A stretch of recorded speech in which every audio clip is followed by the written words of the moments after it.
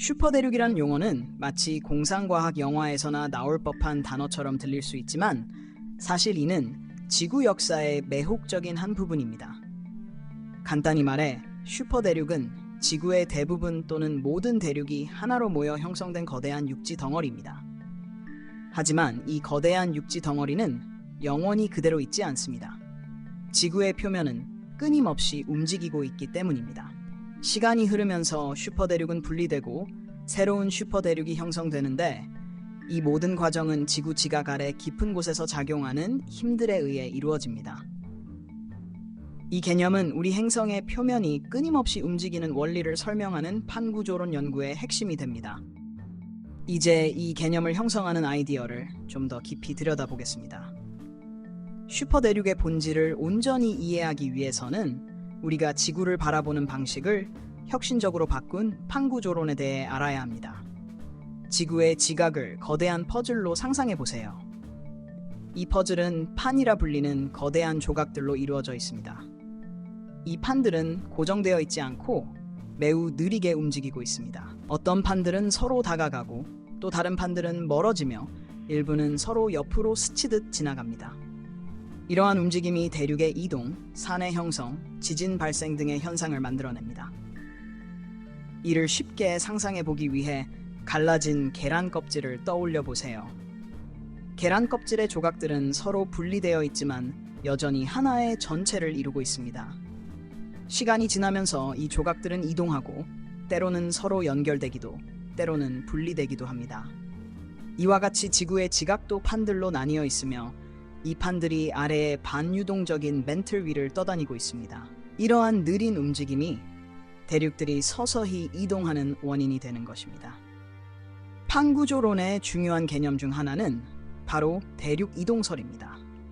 이는 지구의 대륙들이 지질학적 시간에 걸쳐 이동해 왔다는 이론입니다. 이 아이디어는 과학자들이 지구의 옛 퍼즐을 맞추는데 결정적인 단서를 제공했습니다. 이 이론이 제기되기 전에는 대륙들이 고정되어 있다고 널리 믿어졌습니다. 하지만 20세기 초 독일의 기상학자 알프레드 베게너는 대륙들이 한때 판게아라는 슈퍼대륙으로 결합되어 있었다는 논란의 아이디어를 제시했습니다. 베게너에 따르면 판게아는 약 2억 년 전부터 분리되기 시작했으며 이는 인류가 지구에 등장하기 훨씬 이전의 일이었습니다. 베게너의 이론은 당시 많은 회의에 부딪혔습니다. 그는 대륙들이 어떻게 이동할 수 있는지에 대한 충분한 설명을 제시하지 못했기 때문입니다. 그러나 시간이 흐르면서 새로운 증거들이 그의 주장을 뒷받침하기 시작했습니다. 1950년대와 1960년대의 과학자들은 한때 정적이라고 여겨졌던 해저가 실제로는 활발히 움직이고 있다는 사실을 발견했습니다. 해저 확장이라는 과정에서 지구 깊은 곳에서 올라온 마그마가 지각을 뚫고 나오며 새로운 해양 물질을 형성합니다. 새로운 물질이 추가됨에 따라 기존의 물질은 밀려나게 되고 이로 인해 대륙들이 서서히 분리되는 현상이 나타납니다. 이 과정은 베게너의 아이디어를 뒷받침하며 현대 판구조론의 기초가 되었습니다. 이제 대륙들이 어떻게 모였다가 다시 분리되었는지를 이해하기 위해 지구의 고대 역사를 잠시 살펴보겠습니다. 3억 년 전 모든 대륙은 판게아라는 슈퍼대륙 안에 하나로 연결되어 있었습니다. 현대의 각 대륙을 퍼즐 조각이라고 상상해 보세요. 그 당시에는 모든 조각들이 꼭 맞아 하나의 거대한 육지 덩어리를 이루고 있었습니다. 그러나 지구의 판들이 움직이기 시작하면서 판게아는 두 개의 작은 슈퍼대륙으로 나뉘게 되었습니다. 북반구에는 라우라시아가, 남반구에는 곤드와나가 형성되었습니다. 결국 라우라시아와 곤드와나는 더욱 분리되어 오늘날 우리가 알고 있는 대륙들이 탄생하게 됩니다. 이처럼 대륙들이 분리되고 재형성되는 과정은 지구를 끊임없이 변화시키는 중요한 요소입니다. 고대 화석의 발견은 판게아 퍼즐을 맞추는 데 큰 역할을 했습니다. 오늘날 거대한 대양으로 분리되어 있는 대륙들에서 비슷한 식물과 동물의 화석이 발견되었는데 예를 들어 멸종한 파충류인 메소사우루스의 화석이 남아메리카 동부 해안과 아프리카 서부 해안에서 모두 발견되었습니다. 이는 이 대륙들이 한때 연결되어 있었다는 중요한 증거였습니다. 화석뿐만 아니라 과학자들은 일부 산맥이 대륙을 넘어 서로 맞물리는 모습을 관찰했습니다. 예를 들어 북미의 아팔레치아 산맥은 스코틀랜드 고지대와 지질학적으로 유사한 점이 있습니다. 이러한 발견 역시 이 대륙들이 한때 더 큰 연결된 육지의 일부였음을 암시하는 단서였습니다. 그러나 이야기는 여기서 끝나지 않습니다. 베게너의 초기 이론 이후 과학자들은 판구조론에 대한 이해를 더욱 확장하고 정교하게 발전시켰습니다. 예를 들어 멘틀 대류 이론의 발견은 판들이 왜 움직이는지를 설명해 줍니다. 지구 중심의 열이 멘틀 내에서 순환 운동을 일으켜 그 위에 떠 있는 판들을 밀어내는 원리입니다.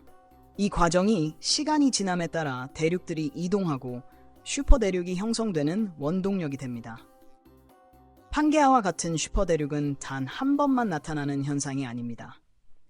지난 6억 년 동안 지구의 표면은 여러 차례 슈퍼대륙의 형성과 분해를 경험해왔습니다. 이 주기는 슈퍼대륙 주기라고 불리며 수억 년에 걸쳐 반복됩니다. 판게아가 분리된 후 약 11억 년 전에는 로디니아라는 또 다른 슈퍼대륙이 형성되었으나 결국 또다시 분리되었습니다. 오늘날 우리는 슈퍼대륙 주기 사이의 한 단계에 살고 있습니다. 대륙들은 계속해서 천천히 그러나 확실하게 다음 슈퍼대륙의 형성을 향해 이동하고 있습니다. 실제로 과학자들은 약 2억 년 후에 대륙들이 다시 모여 판게아 프록시마 또는 아마시아라고 불리는 새로운 슈퍼대륙을 형성할 것이라고 믿고 있습니다. 미래의 슈퍼대륙은 어떤 모습일까요? 판의 움직임은 예측하기 어렵지만 일부 과학자들은 대서양이 닫히면서 북미와 남미가 유럽 및 아프리카와 가까워지고 태평양은 축소되어 오스트레일리아와 아시아가 충돌할 가능성을 제시합니다. 이는 흥미로운 생각이지만 이렇게 먼 미래의 지구 모습은 상상하기 어렵습니다. 이제 지구의 대륙들이 시간이 지나며 어떻게 이동해 왔는지 살펴보았으니 다시 슈퍼대륙이란 매혹적인 개념으로 돌아가 봅시다. 이 거대한 육지 덩어리들이 중요한 이유는 무엇일까요? 첫째, 슈퍼대륙의 형성과 분해는 지구의 기후, 해류, 그리고 생명의 진화에 지대한 영향을 미칩니다. 슈퍼대륙이 형성되면 대양의 흐름과 대기 순환이 바뀌어 극적인 기후 변화를 초래할 수 있습니다. 반면 슈퍼대륙이 분해되면 새로운 바다, 산맥, 심지어 화산이 형성될 수 있습니다. 슈퍼대륙과 판구조론에 대한 연구는 오늘날 우리에게도 실질적인 영향을 줍니다.